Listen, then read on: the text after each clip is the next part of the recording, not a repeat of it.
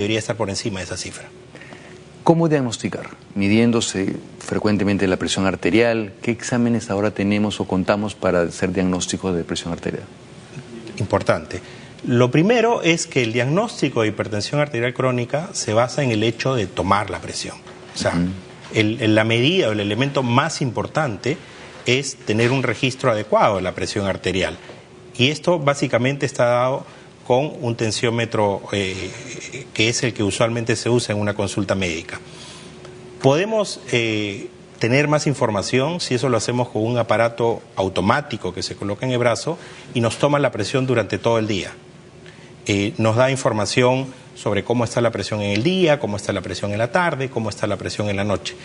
Pero la forma directa de hacer el diagnóstico de presión arterial sigue siendo medir la presión. Hay pruebas indirectas, como hacer una ecografía de corazón, por ejemplo, que me pueden indicar, examinando el corazón, yo puedo obtener algunos signos indirectos de hipertensión arterial. O tomando un electrocardiograma, yo puedo obtener algunos signos indirectos de hipertensión arterial. Pero la prueba directa para medir la presión es medir la presión. Medirla, indudablemente. Tenemos una llamada, tenemos a Lourdes en la línea. Aló, Lourdes, desde Surco. Buenos días, doctor, ¿cómo está? Buenos días. Encantada de escuchar su programa. Gracias. Mi llamada es para preguntarle, mire, soy una persona mayor, adulta mayor, y yo nunca he tenido presión alta, al contrario, siempre de joven he tenido presión baja, pero ¿qué resulta? De que últimamente me tomaron así, de casualidad me hice tomar la presión, no porque tenía ningún síntoma, tenía 15,8, después tenía 14,7, 13,12, 11, ahora estoy con 12,8. Entonces yo no sé cómo puedo hacer para poder someterme a un tratamiento, porque me dicen que lo primerito que debo hacer es ponerme un mapa. Y de acuerdo a eso el médico sabrá cómo diagnosticarme. ¿Es correcto eso, doctor? O porque también lo que no saben manejar el tensiómetro que le llaman ustedes, entonces es difícil poder saber cuánta presión tenemos o acudir a un centro médico, no sé. Gracias, Lourdes. Interesante tu pregunta e interesante también el tema del mapa, ¿no? Este monitoreo ambulatorio. Muy útil. Contestando a la pregunta de Lourdes, yo creo que en el caso de ella, si nunca ha tenido hipertensión arterial, yo creo que debería extremarse las medidas para hacer un diagnóstico correcto. Yo creo que ella es la persona típica en la que vale la pena hacer unas pruebas adicionales para confirmar el diagnóstico. Hacer un mapa, que significa monitoreo de presión de 24 horas, es una opción válida, es un aparatito que le van a colocar en el brazo. La idea es que el día que le colocan ese aparato ella haga su vida lo más normal posible y con el valor que nos brinda este aparatito, porque esta información se analiza en un software especial, el médico puede tener una referencia importante sobre si Lourdes es hipertensa o no.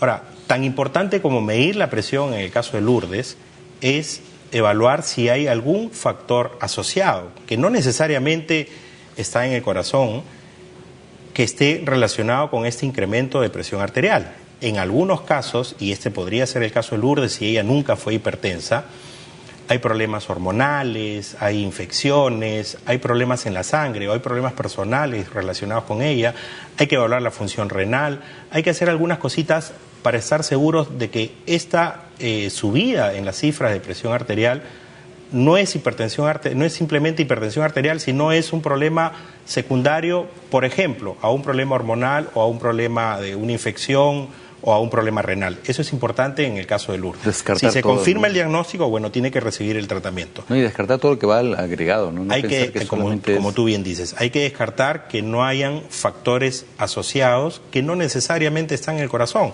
porque si solo nos dedicamos a ver el corazón, de pronto se nos escapa de que en el caso de Lourdes, por ejemplo, podría haber un problema renal que está empujando la presión hacia arriba. Tenemos una llamada desde La Victoria, tenemos en la línea a Lisette. Aló, Lisette. ¿Aló? Aló, buen día. Doctor, buenos días. Doctor, una consulta. Sí. Mi mamá toma captopril por más de 5 años, pero siempre tiene tos. ¿Se puede cambiar de medicamento? Ah, ok, gracias. El captopril, ¿no? Buen medicamento, pero tiene ese efecto secundario de la tos, ¿no? El captopril es un muy buen medicamento. Ya no se usa mucho en el mundo para control de hipertensión arterial, básicamente por la razón de que es un medicamento que tiene que ser tomado 2 o 3 veces al día. Y el estándar, el requerimiento, la recomendación actual es que uno tome de preferencia un medicamento que le controle la presión tomándolo solamente una vez al día. Hay muchos medicamentos, hay medicamentos modernos que tomándolos una vez al día le pueden controlar perfectamente la presión durante 24 horas.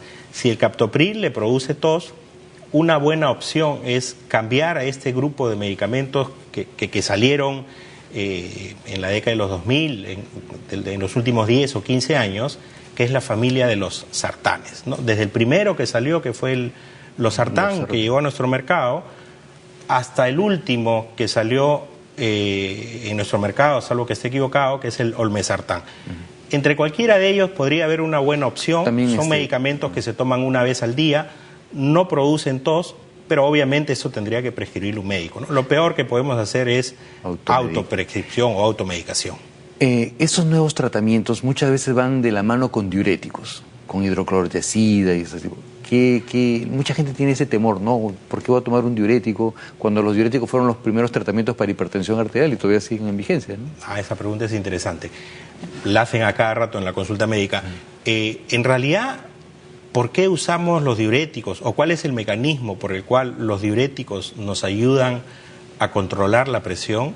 No está totalmente claro. Pero lo que sí sabemos es que lo que no buscamos es el efecto diurético. O sea, no buscamos que el paciente esté yendo al baño constantemente. No buscamos que el diurético actúe sobre los riñones para bajar la presión.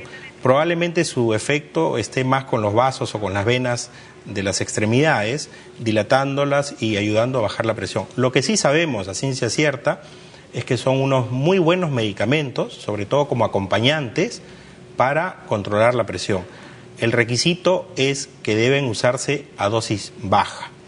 Cuando usamos diuréticos en hipertensión arterial, generalmente usamos dosis que son probablemente 10 veces menos de las que usualmente usa, por ejemplo, un nefrólogo cuando busca un efecto como diurético. Es otro efecto el que se está buscando acá, ¿no? Ahí lo que buscan es que el paciente orine más. Exacto. Aquí lo que buscamos es que baje la presión y para eso nos basta con una dosis grande.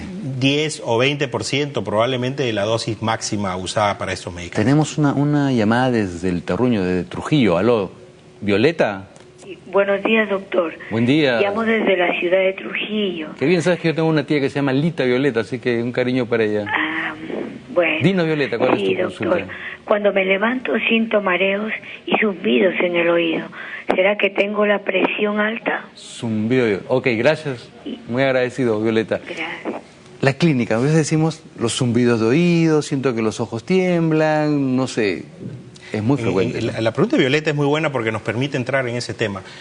Lo primero es que la hipertensión arterial, lamentablemente, casi nunca produce síntomas.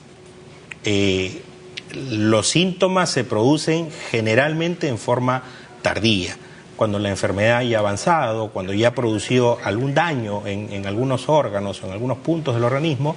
Generalmente en ese punto ya empiezan a producirse los síntomas. En el caso de Violeta, tiene mareos, zumbido de oídos, son síntomas absolutamente inespecíficos. La mejor recomendación que puede hacerle Violeta es que vaya a una consulta médica y tenga una evaluación completa.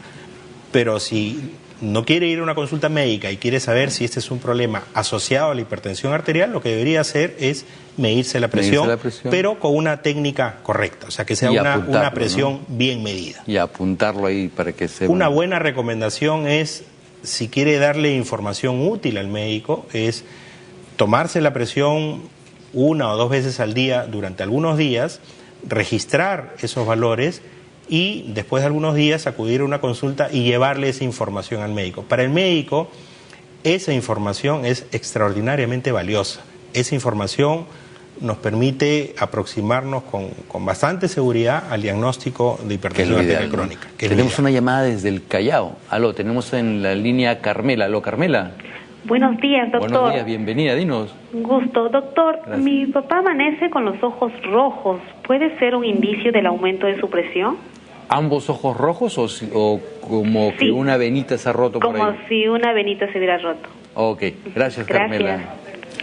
Bueno, igual que en el caso anterior, Yo veo poco probable que eso sea relacionado a la hipertensión arterial, pero igual yo creo que necesita una consulta médica. En ocasiones, más que ojo rojo, la hipertensión arterial puede producir que se rompa un vasito en alguno de los ojos. No es muy usual que sea en ambos ojos, y cuando se rompe un vasito produce un ojo rojo característico de una hemorragia interna, pero es una condición permanente, no es algo que aparece en la mañana y algo que desaparece en la noche. Probablemente en este caso estemos frente a algún problema no relacionado a la hipertensión arterial. Una pregunta que sí me gustaría hacer énfasis es: ¿hasta cuándo tomar tratamiento? ¿Tenemos la capacidad de suspender mi tratamiento porque veo que mis valores ya están normales? No, ya estoy bien, suspendo el tratamiento o cambio yo mis propios tratamientos con respecto al tiempo. Mira, en general, si el diagnóstico está bien hecho, el diagnóstico de hipertensión arterial crónica requiere un tratamiento de por vida, un tratamiento permanente. Ahora, el tratamiento puede ser dieta, o puede ser cambios en el estilo de vida, o pueden ser medicamentos. Casi siempre cuando un paciente empieza con medicamentos, el tratamiento generalmente tiene que mantenerlo durante varios años. En algunos casos extraordinarios, personas que son muy ordenadas y tienen mucha fuerza de voluntad, pueden controlar sus cifras de presión arterial cambiando su estilo de vida. Pero yo diría que ellos siguen con un tratamiento. En ese caso, el tratamiento es la dieta que están haciendo, los cuidados en su estilo, en ese cambio en el estilo de vida que están teniendo. Porque en el momento que ellos retiren esa dieta o retiren ese programa de ejercicios que están haciendo, con mucha seguridad probablemente la presión va a volver a subir. El tratamiento siempre va a haber, si es farmacológico, no necesariamente, pero en la mayoría de casos sí van a haber pastillas en forma permanente. ¿Qué recomendaciones finales nos podrías dar, Raúl, con respecto al cuidado de nuestra presión arterial? Primero, no abandonar el tratamiento. Probablemente, a diferencia de otras enfermedades crónicas, la hipertensión arterial tiene la ventaja de que es fácilmente medible. O sea, uno puede con mucha facilidad medirse la presión arterial. Puede comprarse un aparato electrónico para medirse la presión. Los actuales son totalmente válidos y confiables.